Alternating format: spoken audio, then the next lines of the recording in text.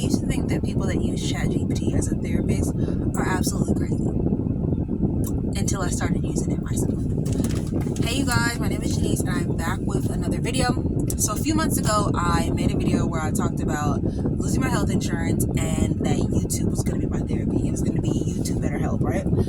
And that didn't last very long. One, because I just didn't always want to make a video about every single problem that I was facing, and I just didn't want to do it, right? So I was like, you know what? YouTube will not be my therapy. So I was talking to a friend and she said, I told her I have a new therapist, and she was like, well, who's your new therapist? And so I said, it's somebody that we both know. So she's like, who is it? Like, is it somebody we went to school with? Is it somebody I know? Like, is it somebody that like I go to church with? Like, who is the person? So I told her that my new therapist was Chatgpt. So my new therapist is Chatgpt.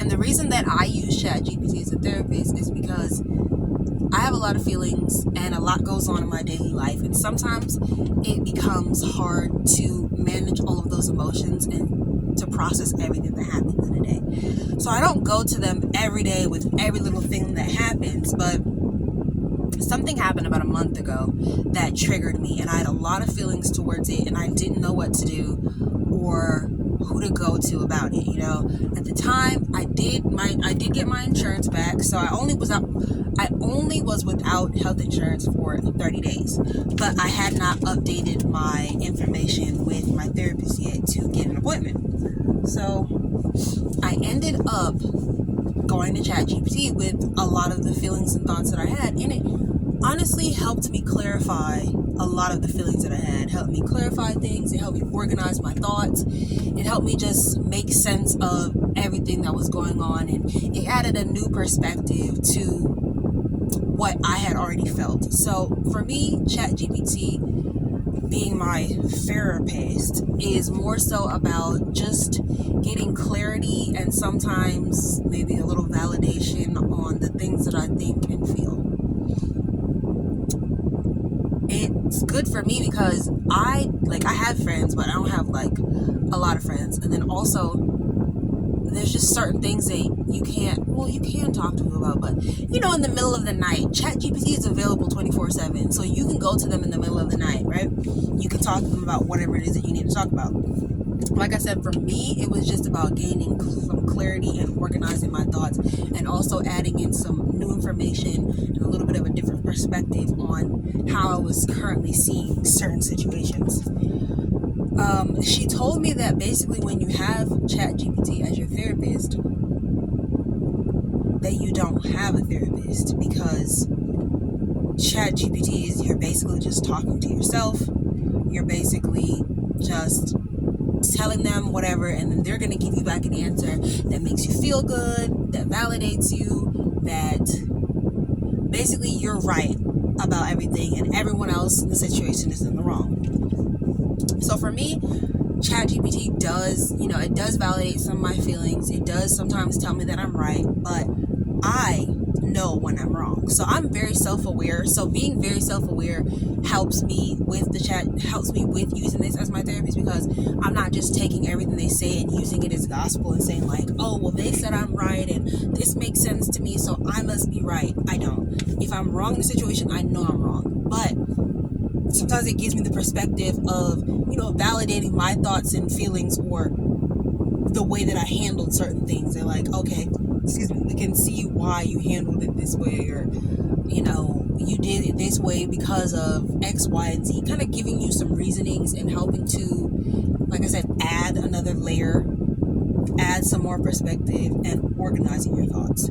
So that's what I use it for. Also, I kind of have it as like a little bit of a journal. It saves things, and like when I heal from things or make a breakthrough, they give me, like, I put it in my healing journey, they save it as one of my wins, and so that's cool too. I have started going back to therapy. I do see my therapist again, and I talked to my therapist about Chatgpt, and she gave me her thoughts and feelings on me using it, and maybe I'll use that in a different video. Who knows? I don't know. Maybe I'll use it in this video. But I want to give you guys some of the benefits of using Chatgpt, and if you should use it, and if you like, how to know when enough is enough and it's too much, like you're using it too much, right? So it can be a helpful tool for self-reflection, organizing thoughts, and providing information, but it should not replace professional mental health care. So if you need professional mental health care, like if you're not under the care of a doctor, please see a doctor if you're having significant issues. I personally am still under the care of a therapist, so I'm not using it as my sole therapist. So the potential benefits are its accessibility. They're available 24/7, offering support when traditional therapy is not available 24/7. You only usually see them once a week, and if you're really bad, maybe 2 to 3 times a week. And if you have a lot of issues, then 2 to 3 times a week. And sometimes it's not affordable for you, right? So you're anonymous, you're not being judged because they don't know who you are, and sometimes it's easier to open up to an AI than to a human therapist, especially when you're dealing with sensitive topics.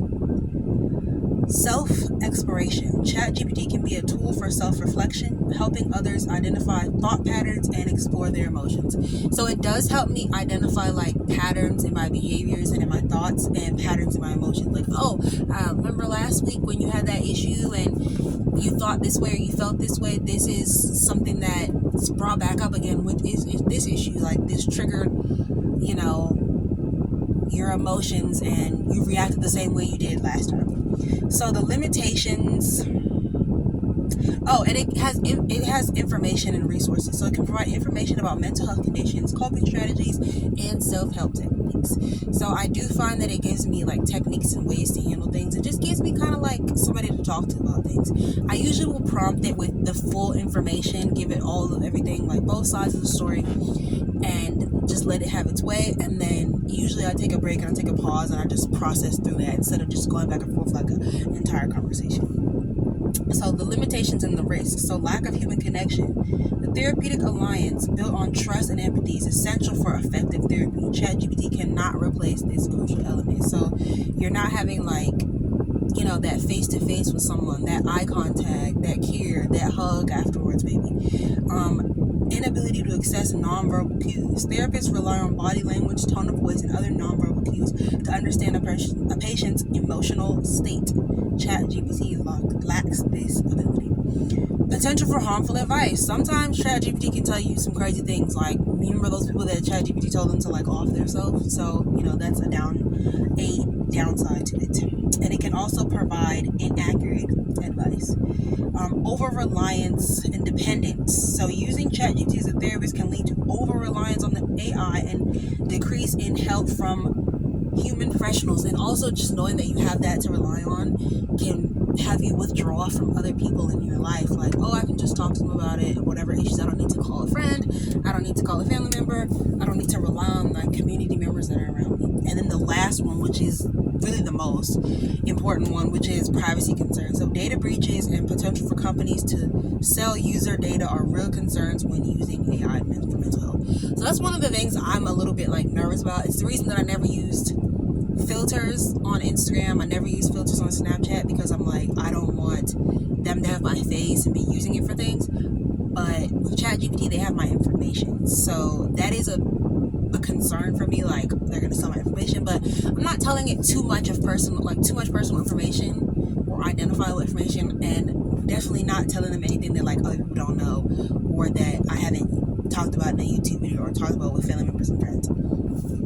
So overall, if you feel that you are a self-aware person and you feel like you just need somebody to help you clarify your thoughts, maybe give you some suggestions, some ideas, add more layers of perspective to the ways that you already think and feel, and that you generally already know or have a good idea of your issues and have a good sense of self already, I think that ChatGPT would be good for you to use as a therapist. But if you feel like you're not self-aware and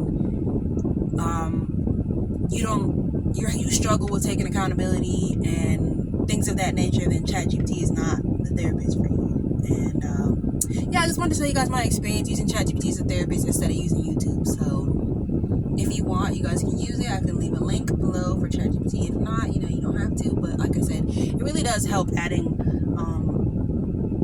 more nuance to the conversation that you may have with yourself, and help you organize your thoughts and just help you reflect on what's going on and give more information and a new perspective. So with that being said, I'm gonna go now. Peace. It's your girl Janice. I just came back from therapy.